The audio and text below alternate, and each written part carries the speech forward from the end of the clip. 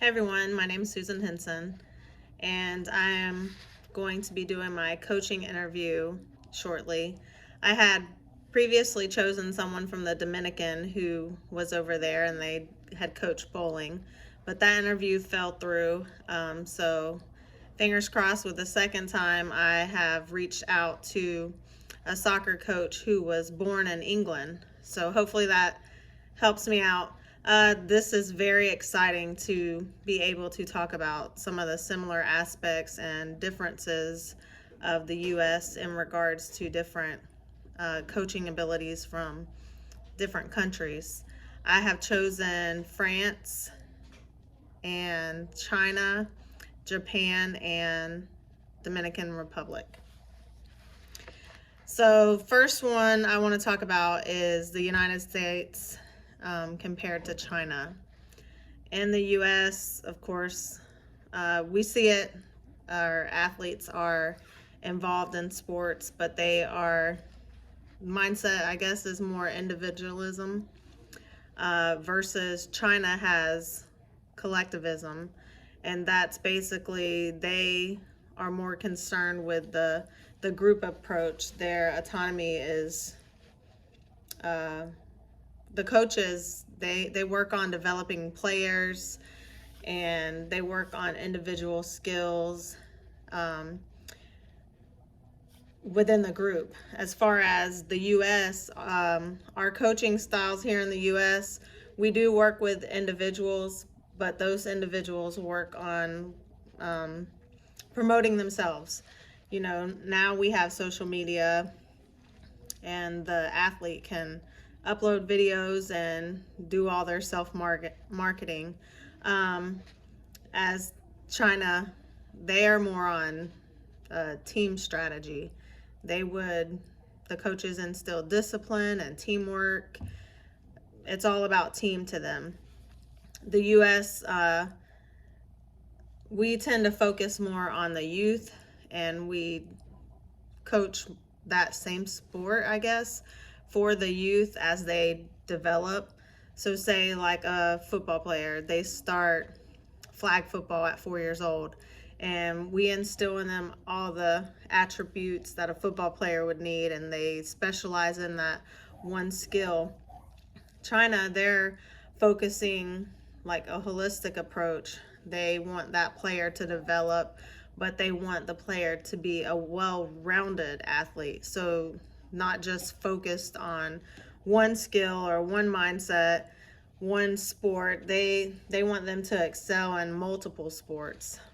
The US, we have different training mechanisms. So we use all the innovative techniques and we pull from different strength and conditioning programs, and we talk to our athletes about sports psychology and playing back, even our training where we are watching game film.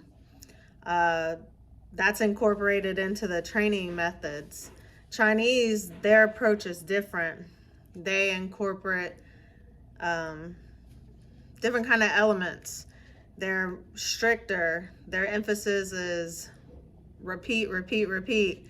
They want to make sure it's perfect. So repetition, constantly doing drills, and the Chinese, they want to master the basics. So they instill fundamentals and they want to keep on using those.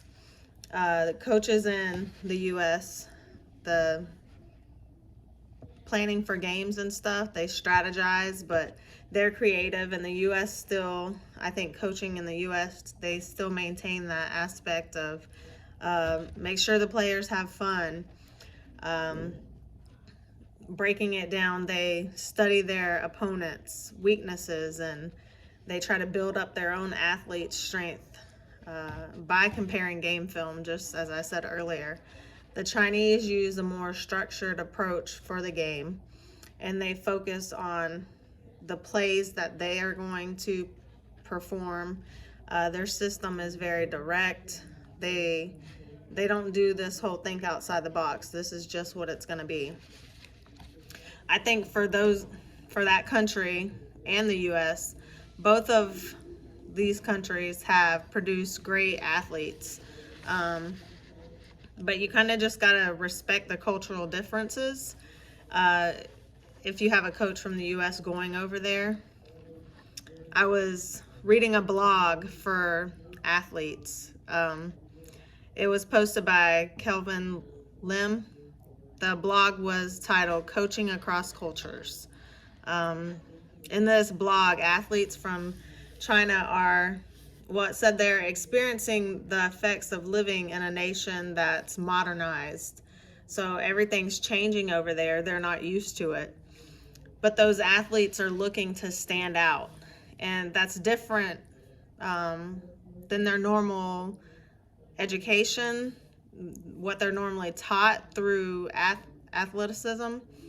Because in that culture, they're taught that collectively they're a group and that's how they are. So now you got the Chinese that their athletes are trying to stand out. And so it's hard for them because of their culture, because they're used to having to do things as a team. I just thought that was interesting that there was a blog about that. Also, looking into the sports in China, there's a International Coaching Federation that also will give more information on Chinese and how they deal with the athletes. Moving forward, talking about France. France was awesome to get the opportunity to research, and I hope that my interview goes well and that I'm able to learn more about this country and how they perform over there. So the France, they are strong-willed. They want to build all the skills of the athletes. They show sportsmanship, and they just develop their athletes at a very young age. And it's a structured approach.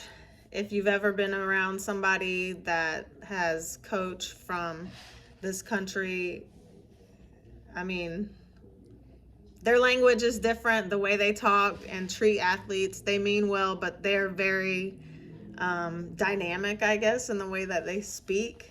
Coaching is forceful. They just mean business. They want their athletes to do well.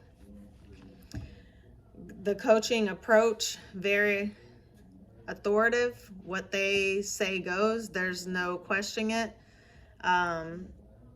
They think that collectively their athletes should always do as they say. In a supportive way, I guess. Compared to the US, I think we're more lenient than France. Expectations. There's a greater expectation on promoting health, I guess, for sports in that area. However, the focus would be they want their athletes to stay healthy, but they want them to achieve greatness. I read an article. It was written by Jean Lacher. It was Coaching: A Central Concept in Sports Sciences. I thought that this was interesting because it talked about France's ability to challenge the U.S. in men and women's basketball. And this happened in Tokyo. And it just talked about how the history of basketball between the two countries and how the powers revealed themselves. So we got two different countries, obviously. And it just was saying that the U.S. and France might be the next big Olympic basketball rivalry. I thought that was neat. There was a post in the Washington Post about the similar type article. So that's upcoming. So that's something to look forward to if France and the U.S. was an Olympic basketball rivalry. Something I wanted to read directly from my notes. The term coaching was coined very late in France and was mainly used to refer to steer a carriage until the First World War. I thought that was interesting. I read that in a different article, and I was like, wow, the term coaching, that was coined in France. It just sounded weird. But now it makes sense, because if you think that that's what they were called, coaching. Just some side remark. France, they have a podcast, the Association for Coaching. You got to tune in and listen to this. Evolution of Coaching in France podcast. It's great. You've got these coaches internationally that go on there, and they just go back and forth, and they talk about all these different things and how they can make coaching better,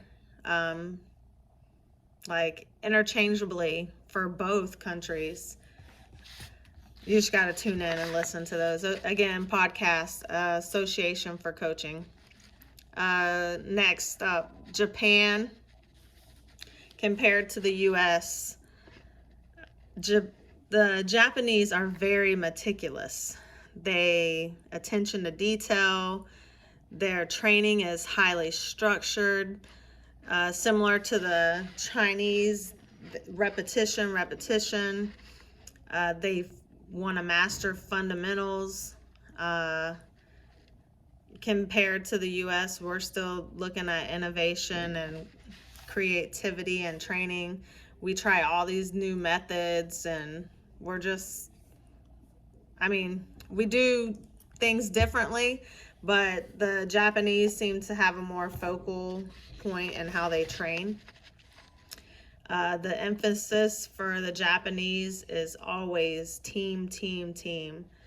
The coaches are authoritarian, as in contrast to the U.S. We tend to let our athletes have self-expression. Something I was reading in an article about the Japanese, even their work ethics are different. So in the U.S., how we would have our own little cubby and work from our own cubicle, they have this big open area, and they collaborate in a work environment with each of their associates, each of their colleagues. And the same is true whenever they are in a team environment. The Japanese all collaborate with each other. So the common denominator there would be, the contrast there would be like U.S., we tend to be social, but only to a certain extent. The Japanese, they want to include everybody. Again, their coaching is different, more structured, authoritative. I don't think there's any diversity, as far as they don't want to be out of the box. They want to keep everybody close together and incorporate everybody. I think it's important that if we have a U.S. coach that goes over to Japan, that they understand the cultural differences and how they coach, just the range of their programs and everything over there is just totally different. It's amazing. There's so much to learn. The U.S. Japanese Council, they have a women's forum that's just strictly about women in sports, the athletes. So far, well, this just started in 2023, but they've already had 2 sessions, and they're recorded online. But it's important to tune in to some of these sessions, these forums, these podcasts. I would recommend that before even traveling to a different country, if you're traveling with a team, just to understand like the cultural differences and how important the coaching is in that country, because you have to listen and understand and their flow, that so that you'll be able to adapt to their coaching styles. Jumping off of that forum, that was just some extra information. The leadership coaching and how coaches impact different careers in Japan versus the US is just amazing. They target different demographics, and they talk about how different challenges are faced. Jumping back into that forum. So if you get a chance to listen to it, again, it's US Japan Council. So abbreviation USJC. You'll see that they even, after they collectively talk in a group, they break off into these breakout rooms for even further discussion. So the communication is vertical.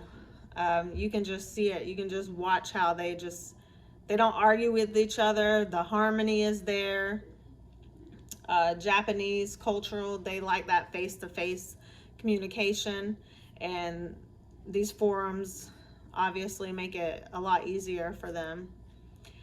Researching the Japanese, I found the letters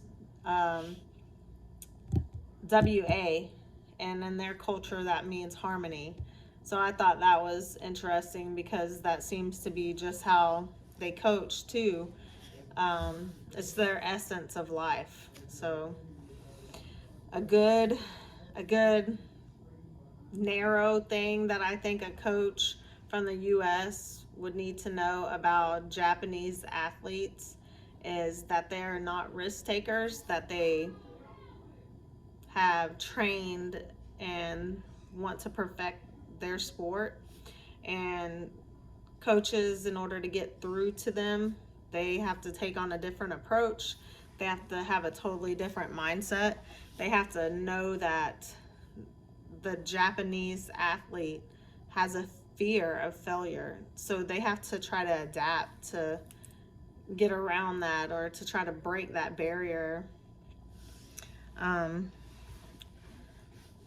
Fox 13 News, which this just happened, I don't know, maybe 6 days ago now. So the Westminster University making history as the first Japanese-born head coach of an NCAA basketball program. And I'm just interjecting this because it just happened, and she's from Japan. Why does that matter? Because Asians, they only make up about 7% of the US population as far as coaches and athlete goes. And I just think that's like amazing. So you have this Japanese born female that is now going to be a head coach at an NCAA basketball program. That's just, it's awesome. The Japanese, as far as the US go, they're the most representative group in collegiate and professional basketball. So this is just mind-boggling to me. She is over here, not only is she from a different country, but she's made such headway and such strides that now she's going to be female recognized. So that's awesome. Lastly, I wanted to talk about the Dominican Republic. They are mostly known for baseball, but some of the things that we need to know about this culture, this group, is they have very limited resources, but they make the best of it. Again, their passion is for baseball, but it's probably because that's the cheapest sport to play over there. I don't know the reason behind that, but their cultural is very different. Talk about food, timing, laws, and their hustle cultural. basically foreigners. So if you're not from the Dominic, you're going to be treated better than their common people. So if a U.S. coach was going over there, they would be treated better than a coach that is from their own community. Food, they say that you must eat rice with everything. It's just the way of life for them. Timing, they're always going to be late. So that's something that coaches would have to take into consideration. They have more leisure over there. They're more relaxed. And maybe it's because laws. They have laws over there, but they're not more disciplined than the US. They're more relaxed, and the laws don't hold up. They are made to be broken, I guess. There's no justification. The hustle cultural. So they don't have a lot, so they take from each other. It's just like survival of the fittest. So their hustling is their way of surviving. There's a blog, Dominican Republic Life and Cultural by Elvis Aquince. I'm probably saying that last name wrong, but just talks about the same thing I just went over, the food, the timing, and the laws, just how different they are in that country.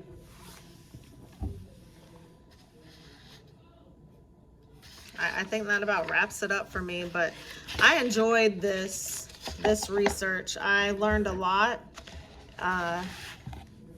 Just learning about different countries will broaden your horizon, and then see how different you are here in the U.S.